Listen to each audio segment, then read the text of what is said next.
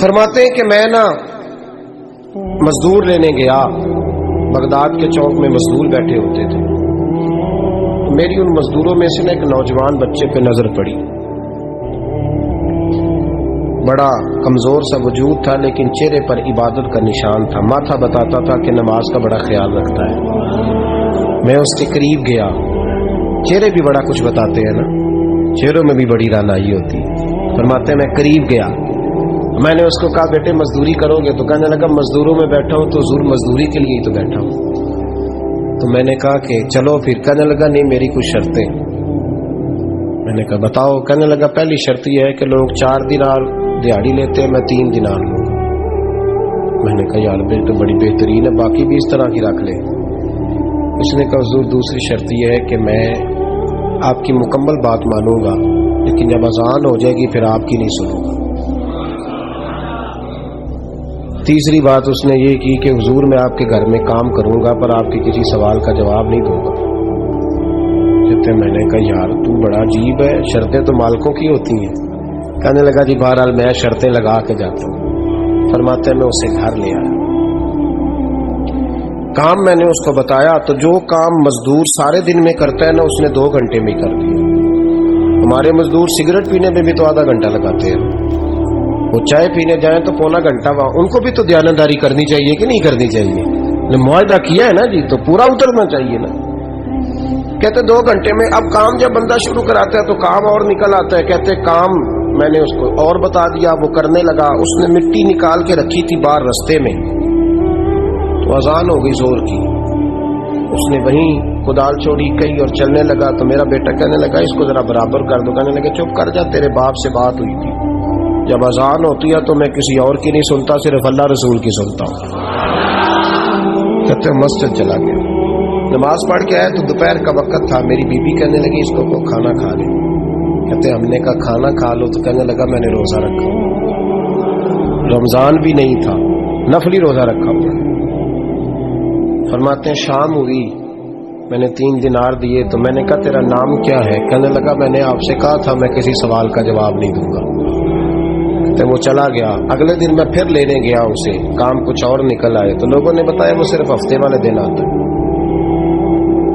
میں نے کہا کیوں؟ کہنے لگے جی وہ کہتا ہے میرا ہفتے کا خرچہ 3 دینار ہے، جب 3 دینار کما لیتا ہوں تو باقی سارا ٹائم اللہ رسول کی ذکر میں گزار دیا کرتا ہوں۔ فرماتے ہیں عجیب۔ اگلے ہفتے میں پھر لینے گیا، میں نے پورا ہفتہ انتظار کیا کہ کام اسی سے کرانا ہے۔ میں جب گیا تو میں نے کہا چلو، کہنے لگا میری شرطیں یاد ہے نا؟ اور میں نے کہا یاد ہے بھائی، ساتھ چل۔ فرماتے ہیں کام کرایا، 2-3 ہفتے وہ آتا رہا۔ ایک ہفتے میں گیا تو لوگوں نے کہا حضور آج نہیں آیا، کیوں؟ کہنے لگے بیمار ہو گئے۔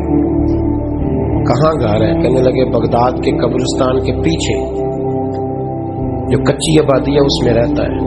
فرماتے میں گیا، دروازے پہ دستک دی تو کہنے لگا حضور آپ ہیں؟ دروازہ کھولا ہے، آ جائیے۔ فرماتے ہیں میں اندر گیا تو میں نے کہا تمہیں کیسے پتا چلا میں آیا ہوں؟ کہنے لگا حضور اللہ والے ہو، آپ نہیں آنا تھا، ورنہ امیر تو غریبوں کا پتہ لینے کوئی نہیں آتے۔ کہتے میں قریب گیا تو کہنے لگا میں آپ کا انتظار کر رہا تھا، تیز بخار ہے، تپ رہا۔ جیب سے کچھ پیسے نکالے، کہنے لگا یہ پیسے رکھ لیں۔ ایک انگوٹھی نکالی، کہنے لگا حضور آج رات کو میرا انتقال ہو جائے گا، ان پیسوں کا کفن خرید کے صبح جنازہ پڑھ کے مجھے دفن کر دینا، اور جب دفن کرو تو یہ انگوٹھی لے کے عصر کے بعد ہارون رشید کے پاس جانا، آپ اسے کہنا میں نے ملنا ہے پر وہ آپ کو ٹائم نہیں دے گا، آپ اس کو آواز دیجیے گا کہ تیری ایک امانت ہے میرے پاس، پھر وہ آپ سے ملے گا تو انگوٹھی دے دیں، پھر آپ میری طرف سے فارغ ہیں۔ حضرت فرمانے لگے تیرا نام؟ اور کہنے لگا حضور وقت تھوڑا ہے، آج رات میں نے جانا ہے، بڑی لمبی معافی مانگنی ہے رب کریم سے، اگر مناسب سمجھے تو مجھے اپنے رب سے تنہائی کر دے۔ فرماتے ہیں میں آ گیا اور اس کی باتوں نے مجھے ساری رات سونے نہیں دیا۔ فرماتے صبح بڑی مشکل سے سورج نکلا، میں گیا دروازے پہ ہاتھ رکھا تو دروازہ کھلا ہوا تھا، اندر داخل ہوا تو خوشبوئیں میرا استقبال کر رہی تھی، جب چہرے سے کپڑا ہٹایا تو اس کا تو انتقال ہو چکا۔ انتقال ہو چکا، ایسے جیسے کسی کا دیدار کر کے سویا۔ کہتے میں تو 2 آدمی لے گیا تھا جنازے پہ، پر پتہ نہیں دنیا کدھر کدھر سے آئی، کہاں کہاں سے۔ اکھاں جدوں میٹیاں زمانہ مینوں روے گا، اپنا تے اپنا بیگانہ مینوں روے گا۔ فرماتے ہیں میں تو 2 بندے لے گیا تھا، پر پتہ نہیں مخلوق کہاں کہاں سے آئی۔ جنازہ پڑا، دفن کیا۔ ہارون رشید کے پاس میں عصر کے بعد گیا، میں نے بلانا چاہا پر بادشاہ تھا، میری طرف دیکھا ہی نہیں۔ میں نے اس کو کہا تیری ایک امانت میرے پاس ہے۔ فرماتے ہیں وہ مجھے کونے پہ لے گیا، کیا بات ہے، کمرے میں بلایا، میں نے انگوٹھی دی۔ ہارون رشید تو چیخے مارنے لگا، کہنے لگا انگوٹھی والا کہاں ہے؟ میں نے کہا وہ تو انتقال کر گیا۔ کہنے لگا مجھے قبر پہ لے چل۔ کہتے میں قبر پہ لایا تو وہ لیٹ گیا، تڑپ کے رونے لگا۔ میں نے کہا میرا کلیجہ پھٹ جائے گا، نہ اس نے کچھ بتایا نہ تو نے بتایا، یہ کون تھا؟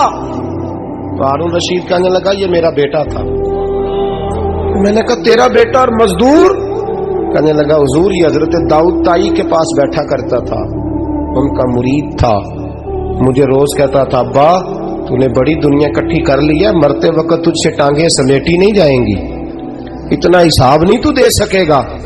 میں اس کو سمجھا دیتا، اس کی اماں سمجھا دیتی، یہ روز ہمیں کہتا چھوڑ دو آ جاؤ اللہ رسول کی بارگاہ میں جھک جائیں، ہم سمجھ۔ ایک دن یہ چلا گیا، کہنے لگا پھر تمہارا رستہ اور ہے اور میرا رستہ اور ہے۔ یہ سونے کی انگوٹھی غلطی سے اس کے پاس رہ گئی، غلطی سے ہیرے کی انگوٹھی چلی گئی۔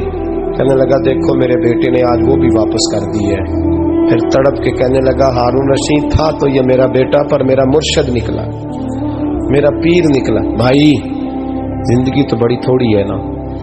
بابا صاحب نے کہا تھا اٹھ فریدا ستیا، اور داڑھی آ گیا پور، اگا لیڑے آ گئے، پچھا رہ گیا دور۔ اٹھ فریدا ستیا، خلقت ویکھن جا، متے کوئی مل جائی بخشیا تے تم ہی بخشیا جا۔ اٹھ فریدا ستیا، جھاڑو دے مسیت، تو ستے رب جاگدا، تیری ڈاڈے نال پریت۔ میرا رب ہمیں بھی اپنی بارگاہ میں قبول فرما۔